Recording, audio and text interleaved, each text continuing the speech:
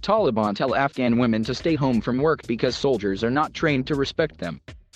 Taliban spokesperson Zabiullah Mujahid said at a news conference on Tuesday that women should not go to work for their own safety, undermining the group's efforts to convince international observers that the group would be more tolerant towards women than when they were last in power.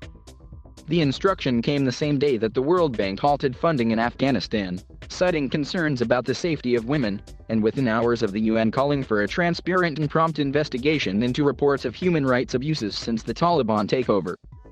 Mujahid said the guidance to stay at home would be temporary, and would allow the group to find ways to ensure that women are not treated in a disrespectful way or, God forbid, hurt.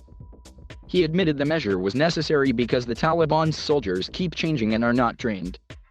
"We are happy for them to enter the buildings, but we want to make sure they do not face any worries," he said. "Therefore, we have asked them to take time off from work until the situation gets back to a normal order and women-related procedures are in place. Then they can return to their jobs once it's announced." When last in power between 1996 and 2001, the militant group banned women from the workplace, stopped them from leaving the home unaccompanied, and forced them to cover their entire bodies. The group has insisted its new era in charge will be more moderate, but Taliban leaders have refused to guarantee women's rights will not be stripped back, and many have already faced violence. The World Bank announced Tuesday it is halting financial support to Afghanistan amid worries about the fate of women under Taliban rule, dealing another blow to an economy that relies heavily on foreign aid.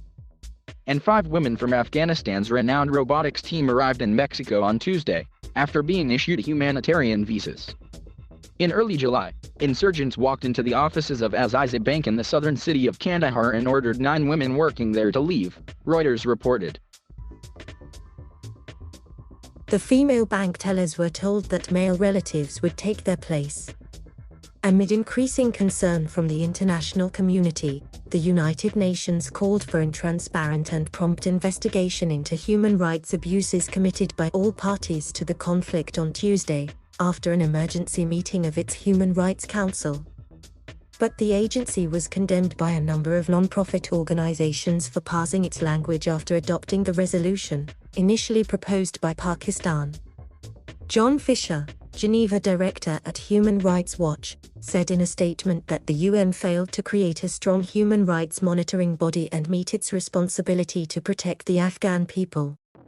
He said the resolution is a slap in the face to Afghan human rights defenders and women's rights activists who are watching in horror as the rule of law crumbles around them.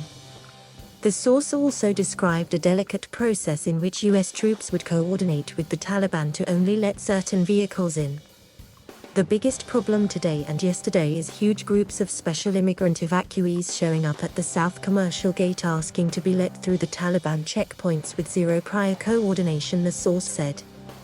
Approximately 19,000 people were evacuated from Afghanistan on Tuesday, including 11,200 evacuees on US military flights and 7,800 on coalition flights, a White House official said Wednesday.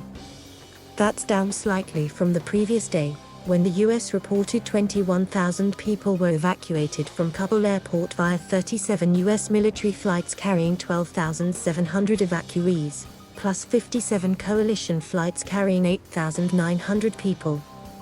A frantic Western evacuation operation at Kabul's airport has provided the only faint opportunity for many Afghans to escape the country in recent days, and crowds outside the facility have swelled since the militants seized power.